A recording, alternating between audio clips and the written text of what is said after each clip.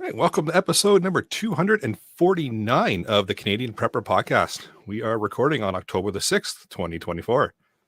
My name is Eric, host of the show based in Southern Ontario, hunter, target shooter, ham radio operator. I guess I can kind of call myself a computer geek still after last episode with the audio problems and everything.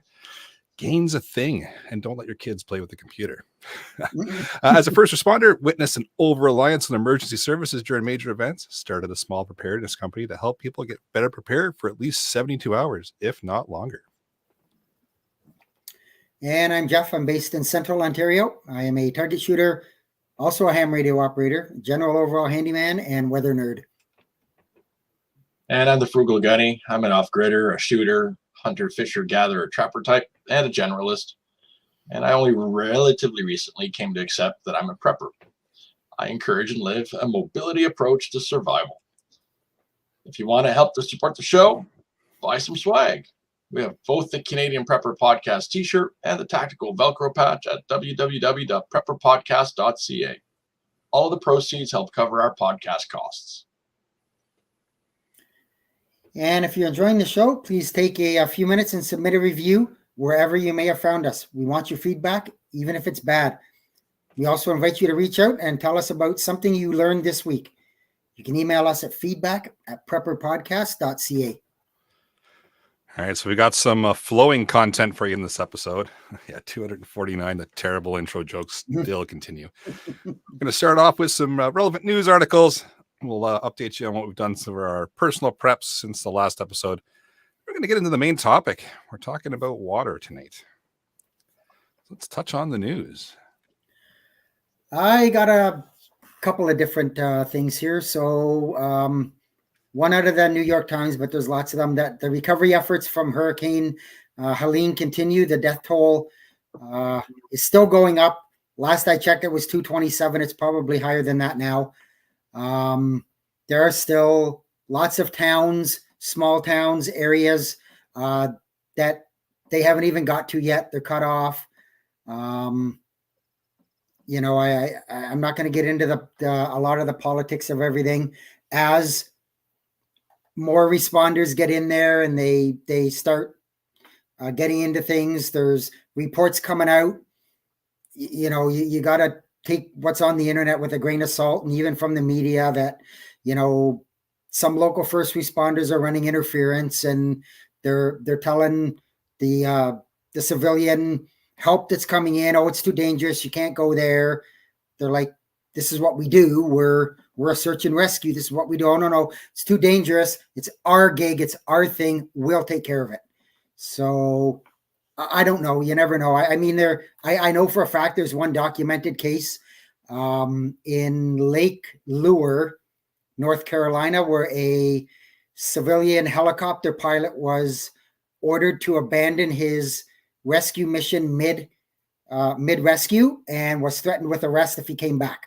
So, but anyways, anytime things like that happen, it's unfortunate, but if nothing else, this should be a whole big wake-up call to everybody about your preps and having your stuff ready. And it's kind of why I wanted to do the water thing today. So we'll go from there. On a government note, my next article, FEMA, which is, of course, the U.S. Federal Emergency Management, they say they're running out of money. And they don't know if they're going to have enough money for the next hurricane, which I'll talk about in my weather blurb, is coming in like 3 days. So, it's a problem.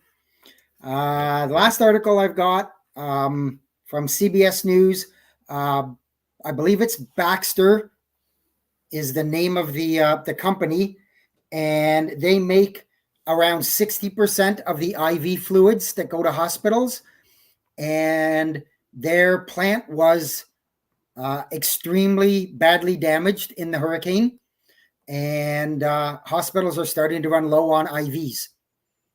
So kind of important, aren't they? Yeah, it's really important. The other companies are saying, well, we're going to ramp up production. We're going to try and help out, but I threw that on Discord and somebody made a comment and they said, you'd think we're in a third world country or something, like running out of this basic stuff. And, things happen, and I'm not going to point fingers at anybody, but, Matthew, I'll touch on your comment further down. He says he's joining from Florida and he's concerned about Milton. Yeah, I'll talk about that down in my weather blurb. So that's all I got for now for news. And if anyone's paying attention to the comments as well, Kyle B's got some dehydrated water for sale. So if anyone's interested, you just add water and then you get water. So touch base with Kyle if you're looking to buy some dehydrated water. All right, let's move into what we've done lately for preps, shall we? We'll kick off with Jeff. Next to nothing. This has been one of those weeks where I've just had 110 things to do, and 99% of them were not prepper related. So I really haven't done much this week. I'm kind of in the same boat. It's been a whole lot of work. It's been taking up a lot of my time. The truck also had some problems. It left on a tow truck to the shop. That sucks. Oh, yeah. But it's been busy around here, which happens, right? There's times where you just can't fit preparedness into the schedule because life's a thing and it gets in the way sometimes. So next week I'll have some stuff. Absolutely. I haven't done much preps either. It's been a lot of work, quite a lot of work. But my Anchor Solix is in, so I'm going to be using it and testing it this weekend coming up.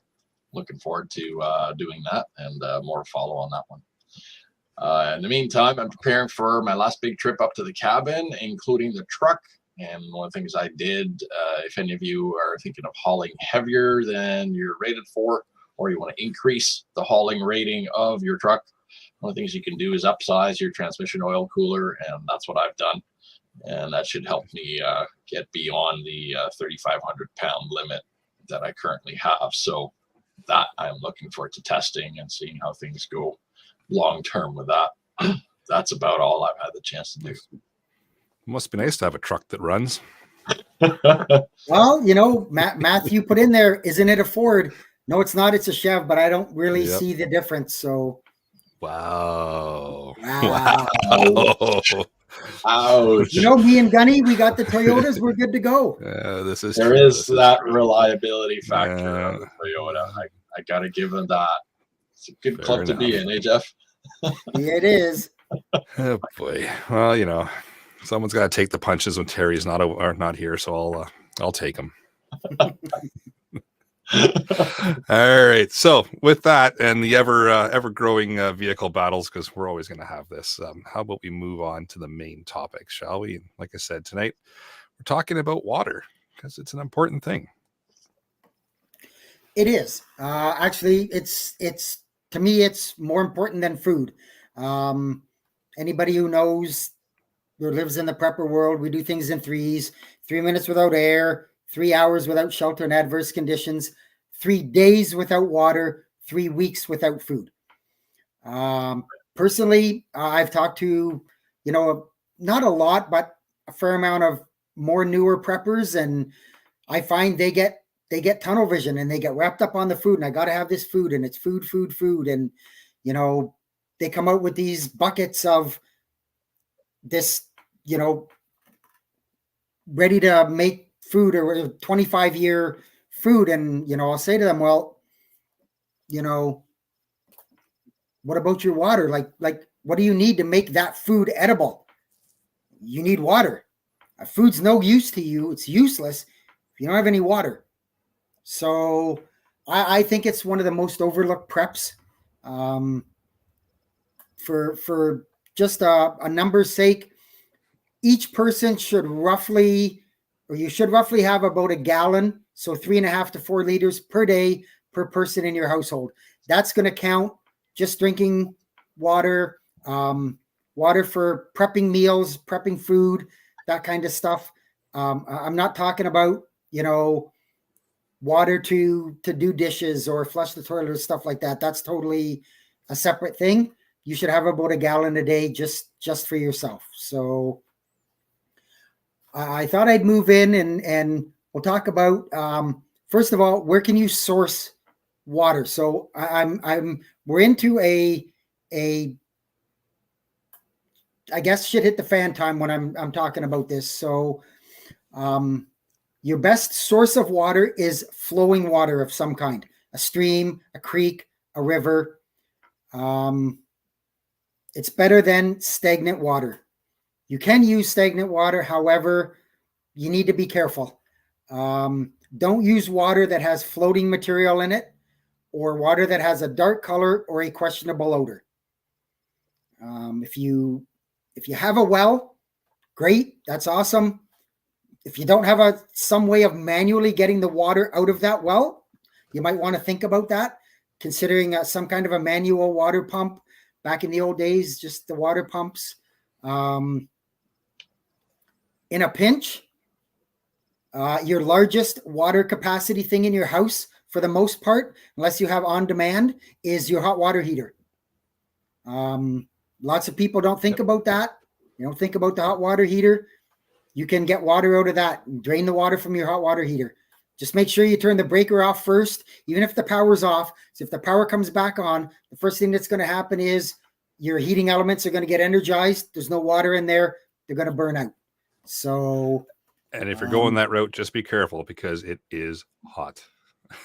So let it cool down before you start cracking that sucker open, because if not, you're going to get a blast of hot water. You're going to regret it. Yep, absolutely. Yep. And then you're getting in the first aid and all that fun stuff, which is in previous episodes that you should check out. Yes. Mm-hmm. Yeah. So Darius says you need to learn how to disconnect the hot water heater from the main. Yes and no. Just turn your main off and it'll stop the backflow. Things won't go past, and then open a tap at your top floor and it'll gravity drain down and it'll drain your hot water heater out. Depending whether or not you've cleaned it in a while, you might have quite a bit of sediment, but we'll get to that next. But rainwater is also a fairly clean source. I caveat that with depending on how you harvest it. If you're using rainwater off of your roof, chances are it's not clean. What happens? What gets on lots of people's roofs? Hate to say it, bird shit. So when it rains, it's going to wash that bird shit down into your gutters, into your water. So better thing, maybe put a piece of plastic out and catch the rainwater in the plastic, or even dew or anything like that. But no matter what method you source your water from, even if you think it's safe, consider all water contaminated. That way, you're not going to go wrong. Hopefully things will go well, and you're not going to have a problem. So doesn't matter where you got it from, consider it contaminated. Yeah, so if you try to clean up or decontaminate water that is already clean and already contaminated, you're not going to do any worse. So Jeff is absolutely right. We now know that rainwater actually has a lot of toxic chemicals in it. We know that if it comes off a roof, it's got a lot of nasty stuff in it beyond just, the bird poop, right? Shingles and all that. They've got stuff that leaches off of them over time. So Jeff is right. You should treat all water sources and or at least filter or have a capacity to. I have in a pinch had water directly from a stream, but it was a flowing stream and it was a spring stream because it ran all year round and it was really clean and cold and constantly flowing and no problem. But was that a risk I was taking? You betcha. It was a risk. Yep. I would definitely treat it all. So beyond the basic boiling, right? Because I think that's what everybody knows. The standard is whatever source you've got, even if it's flowing and it looks good, right? We can boil it 5 minutes, rolling boil, and you've got yourself something that you can drink, right? What else can we do other than that? Clean it up. What I would do is I first of all, before I even boil it, I would filter it. You never know what's in it. You know, never know what kind of, and when I say filter, we're not talking about a high-tech filtration system, because this is a kind of a shit hit the fan scenario, or you're out in you can use paper towel, put 2, 3, 4 layers of paper towel together, pour the water through it, use some kind of a cloth, could maybe even use a shirt. My go-to that I have. Do you hear Ian yelling something about a life straw? I think I can hear him all the way from BC right now, just screaming at the top of his lungs, life straw. Oh, probably. Yeah. Yeah. Or the other thing that I use is I use just a coffee filter. I have an old, I got it at a garage sale for like $5. It's a small coffee carafe. It's got the top that fits on it, takes the V-shaped coffee filters. Just pour that through. We're not talking about purifying anything here. We're just talking about getting rid of debris, larger pieces of stuff. If the water's cloudy, let it settle for a bit before you filter it. Gunny was right. If you want to purify water, there's several different ways to do it, but he was right. The best and number one option is to boil your water. He said 5 minutes. They recommend a rolling boil for 1 minute. If you're under 5,000 feet of elevation, 3 minutes if you're above. Who cares if it's 1 minute, 5 minutes, whatever. Bring that water to a boil. Obviously, as Eric mentioned with the hot water heater, let it cool down before you pour it into your container or whatever you have. And that can improve the taste. Some people say boiled water is flat. Yeah, it is, because you've boiled it. You've taken the air and all that stuff out of it. So if you pour it back and forth between a few clean containers, it will improve the taste a little bit. I mean, at the end of the day, it's an emergency thing. I don't think you're too worried about the yeah. And there are lots of ways to bring it to that rolling boil. You can use a wood stove. You can use a barbecue or some kind of a grill, a campfire, you know, a small, one of those single burner portable stoves. There's lots of ways to be able to bring that water to a boil. Obviously, you're not going to want to use a plastic water bottle or anything like that. It needs to be metal, exactly like Gunny's got. Greg, who's one of our panelists, couldn't get on tonight. He actually has those. He sells them. I don't have his website. If somebody has it, they can throw it up there in the show notes. And I'll put it in the show notes in a second. Yep. So there's that. That's one option. Second option, if you can't boil the water for some reason, or there's another way, you can use bleach. Bleach will sanitize the water. Use only regular, unscented chlorine bleach products that are suitable for disinfection and sanitization as indicated on the label. Most bleaches are either a 6 or an 8.5% of sodium hypochlorite. And I'll kind of touch on something with that a little bit later. Again, don't use scented, color safe, or bleaches with added cleaners. 100% bleach. That's it. No, nothing else. Use a clean dropper. You get them from a medicine cabinet. Might have one in your emergency supply kit. If you don't have one, go to your local pharmacy and buy one, or 2 or 3, because 1 is none and 2 is 1. And just use the bleach to sanitize the water. 8 drops of 6% or 6 drops of 8% per gallon. Stir it, let it sit for 30 minutes. The water should have a slight chlorine odor. If it doesn't, repeat the dosage, let it stand for another 15 minutes, check it. If there's still no chlorine odor, there's something in that water, dispose of it, thoroughly clean the container, and find a different water source.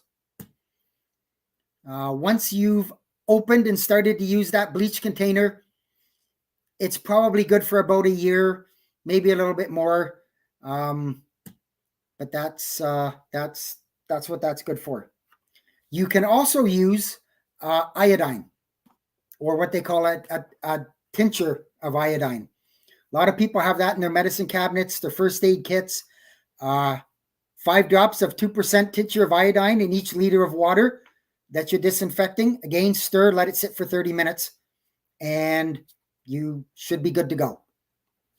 The only drawback to that is with the iodine, there's no odor. So with the chlorine, you can tell that maybe something's a little off. You've put it in, you're not getting an odor. So there is a chance there, very slight, very slim. You've got a huge opportunity for it to be perfectly fine. Off-Grid Life says, how many drops of bleach per gallon? I didn't do that, but I said, 8 drops if your bleach is 6%, or 6 drops if it's 8.25%. Another thing you can use is water purification tablets.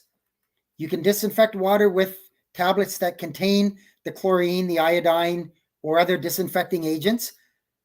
These tablets are available online. I will caution you about buying online. You never know exactly what quality you're going to get buying online.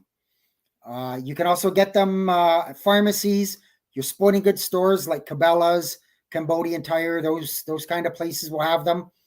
Follow the instructions on the product label. Each product may have a different strength. So, buy your stuff from a reputable source.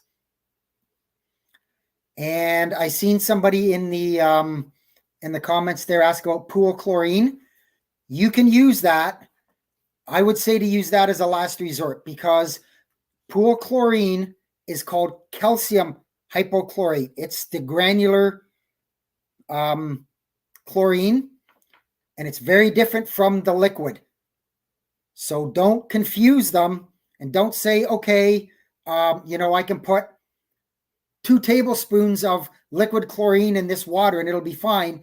And you put 2 tablespoons of the pool chlorine in it, and you can't even drink it. It's so strong. So you can make your own. You add 1 heaping teaspoon of the granular, it's called calcium hypochlorite. It's pool chlorine, pool shock, that kind of stuff, to 2 gallons of water. Stir it till it's dissolved, and that will give you a mixture of about 500 milligrams per liter. So 16 ounces or a pint of that type of chlorine will do between 12 and 15 gallons of water. Again, if you haven't done this, experimented with it, whatever, be very careful. That calcium hypochlorite is a very powerful oxidant. It will burn your skin. If you inhale it, it will burn your lungs. So follow the instructions on the label for safe handling and storage. If you want to, look at a video of somebody who does it, one of our prior members, Hughes, anybody remembers Hughes? He has a YouTube channel, HFX Prepper. So that's Hotel Foxtrot X-Ray Prepper. And he actually has a video on exactly how to make your own chlorine. So if you want to go and have a look at that.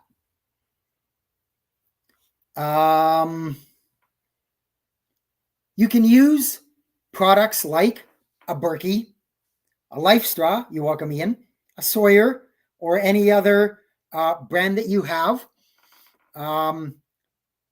They all claim to be able to purify the water, and I'm not saying they don't. Still, you might want to err on the side of caution a little bit anyways. You don't know how much more life you may have in that filter, whether it's 100% filtering it or not. I'm not saying not to use them. Lots of people use them, and they're great. I would if I wanted to use that, I would try to disinfect it some other way first and use that. If not, and that's the only thing I have, then absolutely, I'm going to go ahead and use it. And, but you know, it's just one of those things. I think it's best to know how to use and have a number of different systems, as most people will conclude. I like having a couple of portable options, including that life straw. I personally run a Ketadin because it allows me to fill up various different kinds of containers pretty easily while on the go. And so for portable, these are the things that I like, but a lot of people I know swear by their Sawyers. I know MSR has a pretty well-reputed system out there too. There's a whole pile of them out there. But I think nothing really beats the combination, the old school combo that we referred to in the chat here already. Sand, gravel, charcoal, those things are timeless, and charcoal is pretty easy to obtain if you know how to make fire. So in a true survival situation where all the gadgetry might fail you, or get cracked, get damaged. I mean, one thing to note here is this is Canada. So all these beautiful sealed cartridge type quick filters that Jeff mentioned and that I just mentioned, they're all great out there in this normal weather. But here, when things freeze, and we know that water does funny things when it freezes, right? All those filters could be subject to being no longer much of a filter for you. So it's really good to know the old school way of filtering water with just basic sand, charcoal, and gravel, right? The combination of those three materials, some sort of container, some sort of way to flow the water through that system of layers, and away you go. You've got yourself drinking water, right? And even it's gravity fed too, so you can do other things while your water is filtering for you. Sorry, go ahead, Eric. No, all good. You even mentioning the fact that those filters might not work all that great if they freeze, or like water does funny things if they freeze. Even if you take all that out, eventually those pre-made or store-bought filters get to the end of their lifespan, and they're not going to filter anymore. So knowing how to get back to basics and do it yourself is key, because eventually, it's good to get you through, right? They're nice to have in a pinch. But knowing how to do it yourself is going to ensure that once you get past that lifespan of that filter, you're able to carry on and still filter water and still have the knowledge and ability to do it yourself and not rely on that manufactured piece of equipment. Because, we all like our trinkets, we all like our toys, but eventually they run their course, right? So back to basics is always key. And Absolutely. Part of the problem may be, as Gunny said, something may go wrong and you haven't realized it's gone wrong. And you drink that water, and now all of a sudden, now you've got a gastrointestinal problem that is going to be a problem. Mm-hmm. Trust me. Yeah. There won't be enough toilet paper at Costco for that. And that's just a bad day. And some of these bugs you can get from your water, man, they can leave you with a lifetime of crippling side effects. So you know what? Pay attention to your water, folks. The other thing I'm going to just highlight and drop in right here is that for aeons, the human body's been used to going without food for days on end. Days on end. I know today people get hangry and get cranky after, missing an 8-hour gap without a meal. I don't care. 8 hours. It's been 30 minutes into the podcast. I'm already getting hangry. I don't care. And nature won't care either when you're in a rough shape. So if you've got all that food, all those food buckets lined up, but you haven't figured out all the water supply you're going to need to digest all that food, because that requires an awful lot of water. Go ahead and have a big steak, but I dare you not to have anything to drink after you've had that gigantic steak. Let me know how you're doing. Right, you're going to need that water to digest that big puppy, guaranteed. It's true. Okay. So yeah, please, folks, don't underestimate the value of the fresh water. And I think that's the one thing we have going for us here in Canada. We've got so much access to it. In the wintertime, I'm going to talk about one big source here for your emergency water. don't use snow. It's extremely ineffective source of water in the wintertime. You're better off finding a lake with a solid block of ice, right? Or a bucket in the backyard that got full of water and then froze over. That's a better source of water. You're still going to want to maybe filter it, and definitely you're going to want to boil it, because lots of particulates can hang out in your water when it's outside. But an ice block is a much better source of water to try and melt down. Snow is extremely ineffective. Ask somebody who's done it, like me. It's all I had in the pinch, because we were on dry ground, and there was no other way to find that ice without having to go through a lot of effort and dig down, and I was in immediate need of water. So snow it had to be. But it took, and yeah, you need a ton of snow, snow just to make a pot. Like what I heard somebody said to me that water to snow is like 37 to 1 or something, some like ridiculous number. So yeah, it takes forever. It's a total waste of your fire or whatever energy source you are using to melt down that water. It's a total waste of it if you're using snow. So you're better off grabbing some form of ice. Hey, roof icicles, great source, right? Great source. Start with that, right? If that's all you see around you, if it's available, it's available. So look up as well, not just down, because yes, water flows down, but it does flow down from those shelves and those ledges in nature as well. You will find rock falls where water does weird things and will ice over in special places like that. Target those, right? That's pay dirt. It doesn't take much to break off ice, although a hatchet works really well. If that's all you've got in the wintertime, a hatchet is really good for that. People use chainsaws as well in a pinch. If that's all you got, that's what you got. I'd rather you use one that's got vegetable oil. So that's a lot better for things like when you're a hunter, right? Having a chainsaw with vegetable oil is a good idea. Nowadays, we got all these fancy electric ones, so it's not hard to have a spare one on hand. You only keep for veg.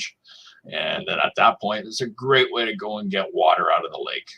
Really, really, really easy and quick. The old schoolers, though, they'll swear by their hatchet. And incidentally, that's also how the Amish do it still. So the old school tricks work. Yeah, and you mentioned it, Gunny, and I forgot, so thanks for bringing that up. Don't use, especially if you're in a flood situation, don't use the water from the flood, because as Gunny said, it's going to pick up all of that stuff from the vehicles, the oils, the greases, the antifreeze, all of that stuff that boiling it isn't going to remove. So, if you have a well and it's been overrun by a flood, make sure that you have a really solid look at it before you're taking water out of it. The one thing I do want to quickly jump on, Off Grid Life said, I put 20 drops, I'm assuming bleach, to a 55-gallon barrel. Should I add more? Yeah. I think I said it's 6 per gallon. So 655 is what you're looking, 300-ish in a number. I'm not great at math, but yeah, 20 drops isn't a significant number as far as I'm concerned. It's better than nothing. And if you've used it and you haven't had problems with it, I think you're pushing your luck. But yeah, I would tend to want to put a bit more in it than that. So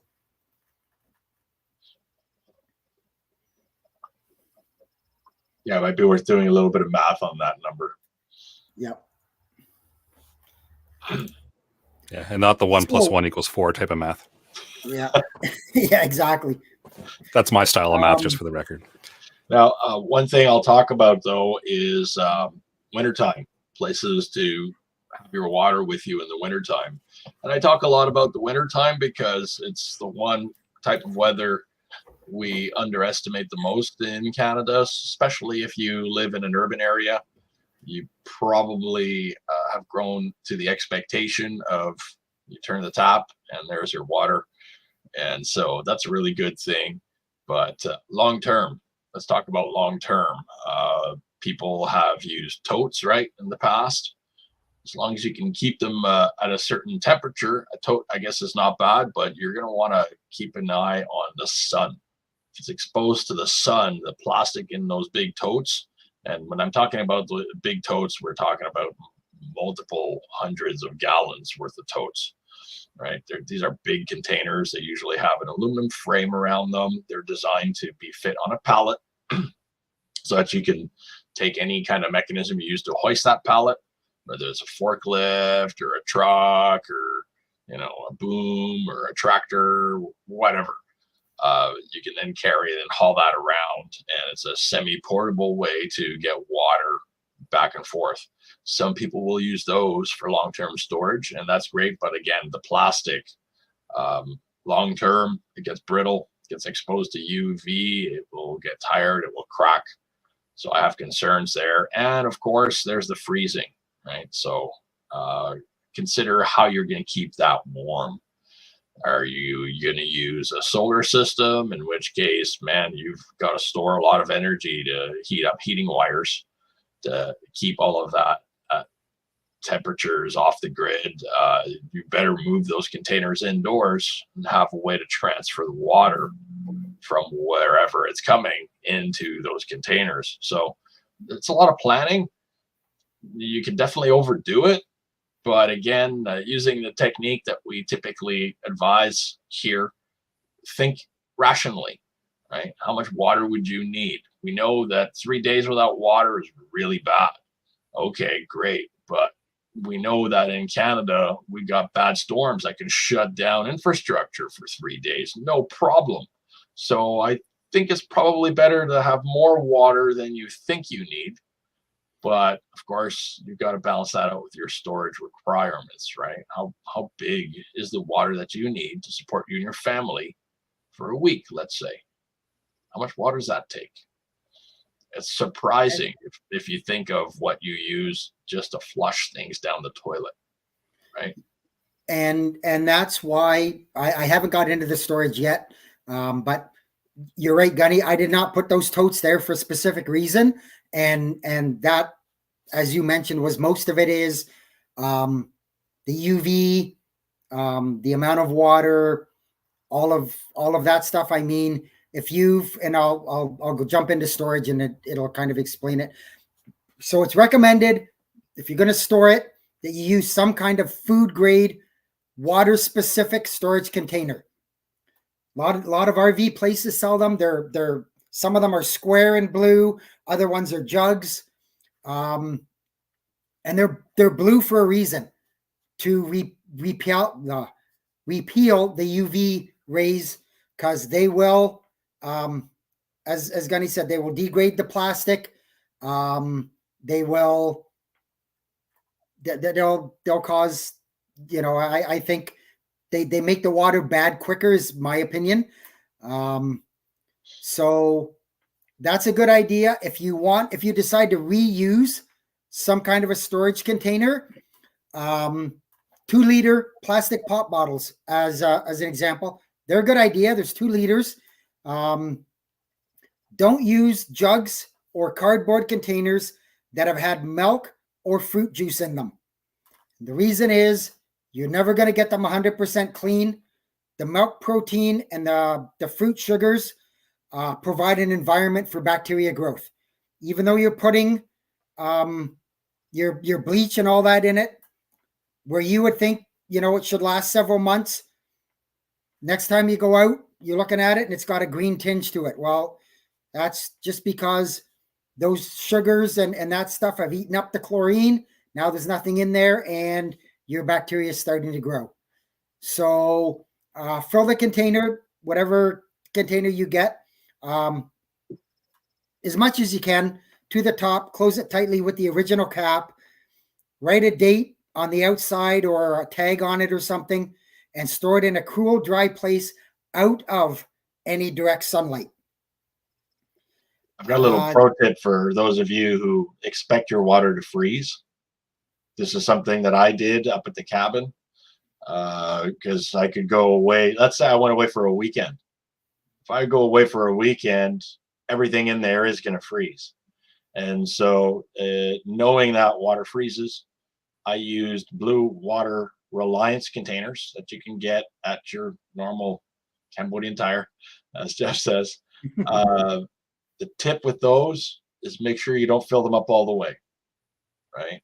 I filled them up about 2/3, and that gives plenty of space for ice and water to expand and do its natural thing, and you're fine, right? So that's what I did, and I had multiple jugs so that if for some reason I got stupid and overfilled one and it would split, guess what?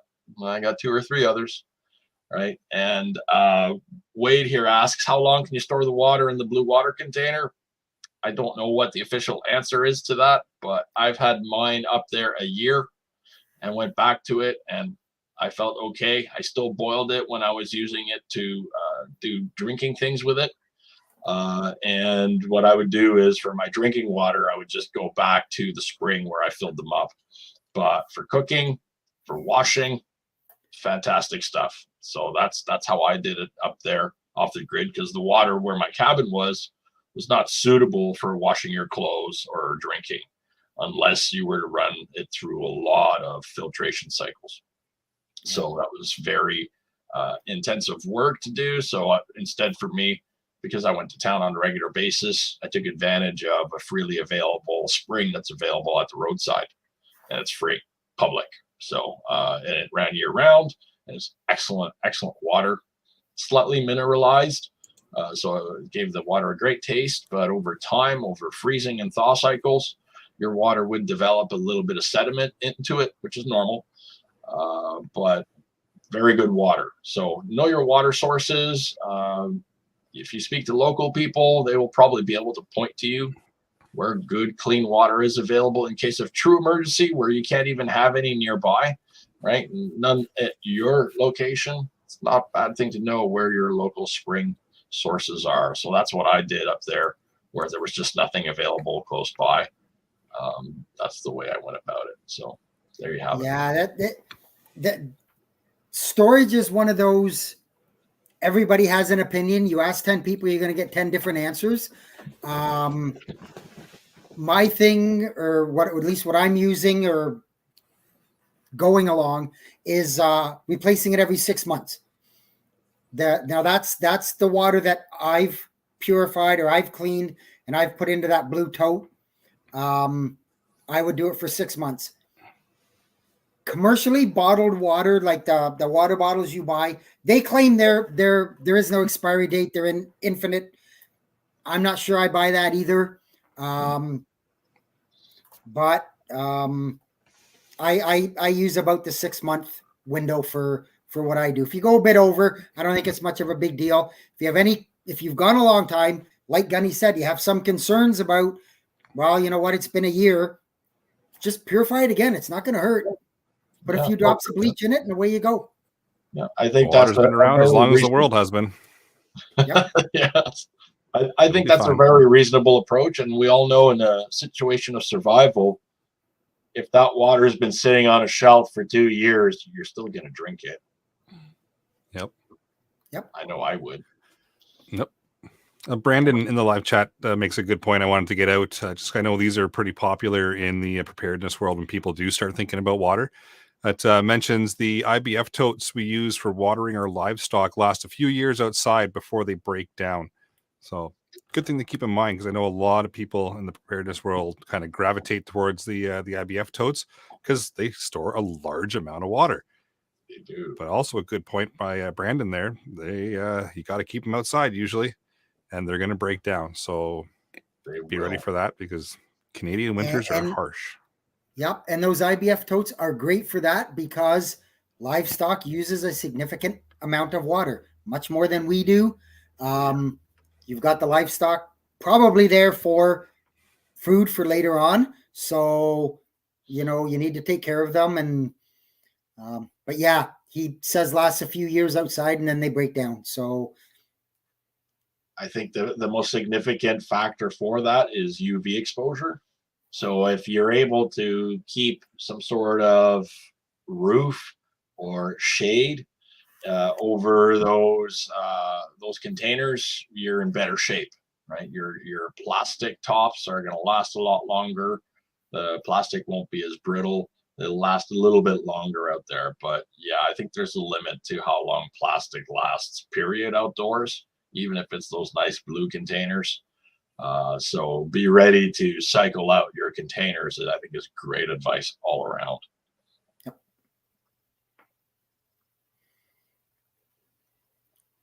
So that was that's kind of what I had, and I hope I've kind of covered enough for people to get some ideas in their heads and some thoughts. Again, we're not here to tell you how to do it. We're giving you ideas. We're giving you thoughts. You know, it's up to you to put those thoughts into actions and do your own research. And like I said, you know, the whole storage thing, that's just a massive rabbit hole. But you know, at the end of the day, like I said from the very beginning, I think that water is not something that people gravitate to, or I guess, you know, think big term, because let's face it, it is very rare that you have an occurrence where you don't have water. You go, you turn on the tap, you've got water. And I think that's why people overlook it a little bit more, and they put more of an emphasis on the food. But again, like I said, you know, you've got those nice jugs of food. What's that food? It's either dehydrated or freeze dried. Guess what? To make that edible food, you got to put water in it. So, you know, and I think part of the other thing is, we're talking about the totes and all that, it is very intensive. You know, if you want to store a lot of water, you got to have a lot of room to store it. You can store a lot more food in a smaller spot than you can with water. But if you don't have the water, the food's useless. Oh, it's a good point. Another little note for those of you to scale it back, because when we're talking about IBF totes, we're talking about a sizable amount of water. But to bring it back to the typical scale of the individual who's just thinking, oh man, what if I'm on the go, right? Okay, well, I'll give you an indication of what I carry, which is lightweight. It's not a big commitment like an IBF tote, right? You've got collapsible water containers. They're typically made out of plastic. They're lightweight. They can collapse and fold down. They usually have some sort of cap, some sort of handle or grip or means to carry it once it's full. There's different bags, formats in bags. You've got hydration bags. These are all different ways that you can carry your water when you're in a portable, on-the-go, true emergency scenario where you're disconnected from your home base. And that's what I keep in my truck, in my food bag. So in my food bag, which consists of, as Jeff just mentioned, nice survival and camping dry foods, I've of course thought ahead of the fact that I'm going to need water for all those things. And so I naturally do have water bottles in the truck, and we're at that time period where I start to drain some of them so that they've got room for expansion. That way I always have water in the truck, even if it's frozen, it's at least in the bottle. And that means it's pretty easy to either bring to room temperature in a warm spot, or break the plastic open and I've got ice I can thaw, or break up into pieces, right? So I've always got something like that in the truck. But failing that, it's good to have portable, collapsible containers. In the wintertime, in survival situations, you can make from just about anything, even a baggie, a tiny little compact bag of water that you keep against your body. And that's the idea behind these soft, small containers. If you can find small, soft containers of various kinds, you can fill those with water, keep them against your body, and that allows you to have water that is not frozen that you can have on demand, because that's going to be your biggest challenge in the wintertime. Biggest challenge in the wintertime, walking around in a scenario where you've managed to boil your water, but now you've got to go walking around with it because you've got to find shelter. right? So how do you carry your water? Find ways to have soft waterproof containers. Keep one of those in your go bag, soft waterproof water bag, something that you can fill up with water so you can get from where you got your water source, from where you treated and filtered your water, get it from whatever container that was in into something that's portable, and away you go to your safe place to go make your food. Because you're not going to make food while running. You're going to need to stop in a safe place where you're not exposed to the elements. You're going to make a fire probably to make your food, right? So these are things you have to keep in mind in those winter situations. Collapsible water containers is the way I've gone. And that's just a surefire way to have some sort of manner to keep that water against you and make it portable at the same time. A poncho is another essential part of my go bag. There's always a poncho. The poncho, if I'm in a complete desert and overnight I wake up, I can rig up this poncho so that I capture the morning dew, and eventually I'll have a little bit of water there that I can drink. It's not enough for my daily hydration needs in total, but form of water is form of water, right? And the poncho can actually be used as a water bag in a pinch, right? So it's one of those hero pieces of gear you keep in your possession, in your go bag, and it can double as a number of things, right? So the poncho, once again, comes to the rescue where water is concerned. In a pinch, you can make yourself a water bag, carry against your person in the middle of wintertime, or in the summertime, you can carry your water around if need be. So that's what I've got for you for the truly frugal and the truly size challenged, right? Because not everybody has a lot of space to have all this kit and all this gear, right? Maybe you're living in an apartment the size of a shoebox, right? And so I've seen some of those places they rent in Toronto and Vancouver. They're tiny. So how do you prep in a place like that, right?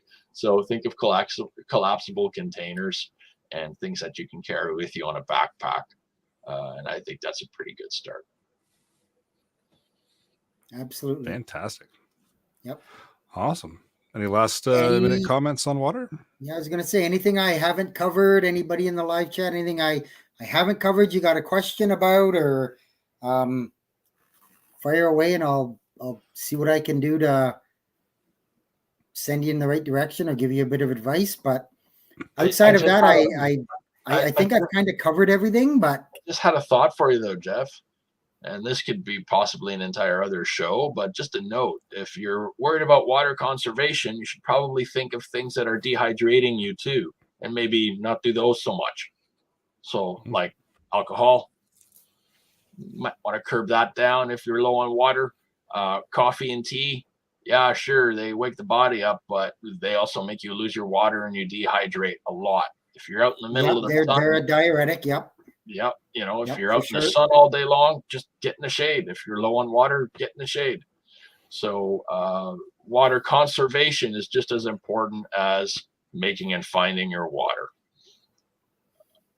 Oh, we got a great comment there from Scott. Can you put that one up on screen? Sure, I love can. Oh, I love this one. This will fit in your go bag. It's definitely in the frugal side of things. Right? So Scott says, an ex-British soldier says, he always carries a condom. It can carry a liter of water and it takes 0 space to carry. You bet. And you can give it a knot and away you go. And you now got your portable water. Great tip, Scott. Thank you. Yeah. And yeah. Kind of on that topic you talked about there, Gunny, quick, thing I forgot to mention is if your supplies are running low, my advice, as I said about, and Gunny mentioned, how long you can go without food.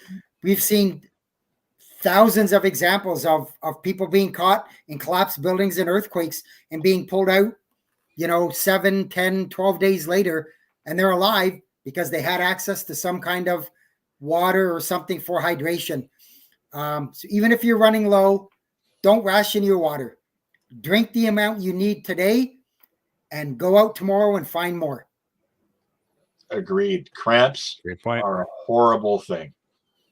They cripple you when they hit you. And if you're dehydrated, you're not going to be able to function and find more water.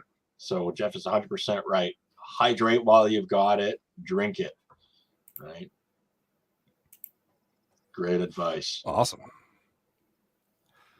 Well, hopefully that helps get a few people on track with water. And yeah, you guys are 100% correct. I think it's one section of preparedness that people completely overlook and just kind of think, well, I'll turn the tap on. I'll be fine. Or I'll go out and get some snow. I'll be fine.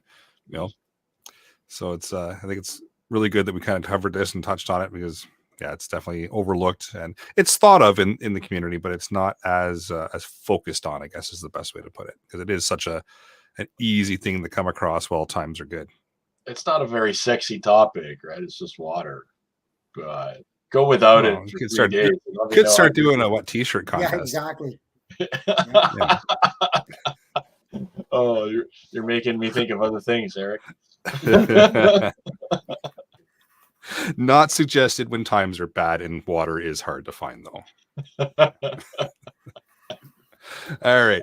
Now that we're talking about what t-shirt contests, it's probably time to move on to the podcast challenge. So, podcast challenge for this episode is get a water storage solution in place and start a routine for rotating it. And like we've talked about, it doesn't have to be the giant IBF totes. It doesn't have to be a big complex kind of setup. Even just a case of water and just start rotating it and getting used to having it around. All right, upcoming events, Annual Preppers Meet 2025. It's not here yet, but it is coming July 10th to 13th.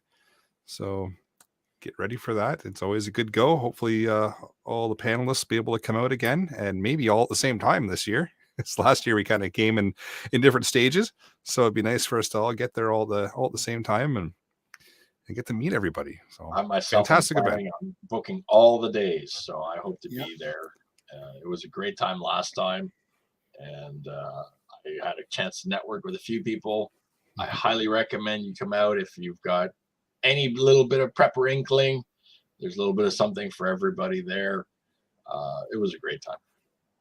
And it's a very friendly, welcoming environment. So even if you're new to the prepper world, come on out, say hello, and learn a few things. Yeah, don't be afraid to ask questions because there's all kinds of people there, even on the fringe side of it, who will give you some. But they're all friendly. That's the thing, right? Yeah, but they're all friendly and willing to chat and willing to share their knowledge and listen to everybody else's point of view too. I think that's the coolest part about being there is everyone's willing to listen to everybody else's point of view. There isn't the whole my way or the highway. It's kind of a neat, unique sort of setup that way. Everybody's just sure. Let's hear what you got to say. I might not agree with it, but let's have a conversation. Right? It's really neat that way. I have yet to have any kind of a conversation with somebody there where they have just put their foot down and said, absolutely not. It has to be this way. Everyone's willing to just listen to each other and learn. It's a really cool environment. It seemed to be the most reasonable group of people I've seen together ever in my life. So I was hooked. I got to go back and experience this again. But I had some great feedback from the participants who were there, and I'll be rolling that feedback into my content as time goes when this work stuff kind of relaxes and stops consuming my life. But you'll definitely be seeing me at that one. That's July 10th to 13th, right? Yep. Correct. July 10th to 13th, 2025. Yes. At the same place, the Slovenian hunters and anglers just north of Alliston there, just north of Everett. Great location. Yep. All right. And Jeff, you got a weather blurb. I do. So we talked about Helene in the news and all that stuff. And unfortunately, as that area and things continue to recover, I am monitoring the next hurricane. It just got named. It got named yesterday as a tropical storm, and it became a Category 1 hurricane this morning. It is very, very like Helene. It kind of meandered around in the Caribbean, kind of, would intensify, would drop off, would kind of meander around. But once it got into the extremely warm waters of the Gulf, it underwent a rapid intensification. Same thing that happened to Helene. If there's any good thing to it, and there's never a good thing to a hurricane, but if there's a good thing to it, the path is not going to be the same. This is going to take a path more in a west to east scenario as opposed to a south to north, where Helene went up and through Georgia and into the Carolina up that. Milton is going to make a cross across Florida, be a bit of a west to northwest direction. North to northeast direction. And it is going to hit somewhere, unfortunately, again, in the Tampa Bay area. You could be looking at some more significant storm surge. There's still a bit of uncertainty as to how big the hurricane's going to be. I'm not wrapped up on that. I don't care whether it's a Cat 3, a Cat 4, a Cat 5. It's a hurricane. And it's life-threatening. If you're anywhere in that area, I think a lot of people in the Carolinas and all that will tell you, don't be a hero. Pack your bags and find somewhere else to go. Don't be a hero. Landfall is expected sometime early Wednesday. Like I said, it depends on the models. Some models have this storm hitting a Cat 5, but then dropping off a little bit, maybe to a Cat 3 by the time it hits landfall. Again, what difference does it make? Do your thing. If you're in that area, don't be a hero. First responders sign up to come in and help you in emergency situations that you had no control over. You have control over this. You should not be putting first responders' lives in danger coming to rescue you because you were stupid. And I'll come out and say that. And I make no regrets for that. So, and that's my blurb. Remember, feedback at prepperpodcast.ca. But Jeff's got totally valid point. Totally valid point. It is. Preparedness is prevention as well. So, yep. 100%. Oh, with that, I'll bring episode number 249 of the Canadian Prepper Podcast to an end. You can find the podcast on iTunes, Spotify, or of course your favorite podcast app. I'm pretty sure we're on all of them now. Do submit a review. It does help the algorithms. Kind of pushes us to the top for a minute there, and then we end up back down because, that's just how the algorithms work. But it does help other people find us. And we do record these shows live on YouTube and Facebook. If you want an early peek at the shows, please subscribe to the YouTube channel, Canadian Prepper Podcast, and click the notifications tab.